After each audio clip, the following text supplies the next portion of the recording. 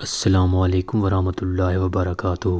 عربی حکایت ہے، ایک بوڑھے باپ نے اپنے بیٹے کو بلا کر ایک پرانی خستہ حال گھڑی دی اور کہا، بیٹا یہ گھڑی تمہارے پردادا کی ہے، اس کی عمر 200 سال ہوگی۔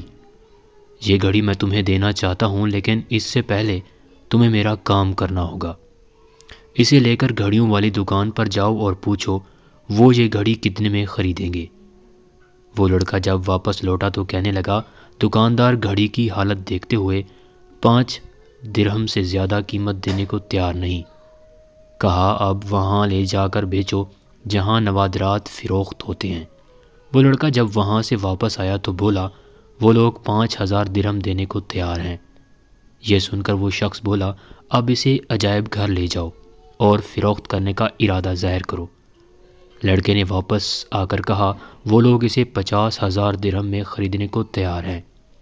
یہ سن کر اس بوڑھے شخص نے بیٹے کو مخاطب کیا اور کہا، بیٹا گھڑی کی قیمت لگا کر میں نے تمہیں سمجھانا چاہا، اپنی ذات کو اس جگہ ضائع نہ کرنا جہاں تمہاری قدر و منزلت نہ ہو۔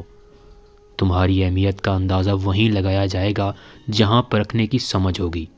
استاد محترم فرمایا کرتے تھے، اپنی صلاحیتوں خوبیوں کو صحیح سمت استعمال کرو، ایسی جگہ خود کو مت تھکاؤ جہاں بدلے میں سوائے تھکاوٹ کے کچھ حاصل نہ ہو۔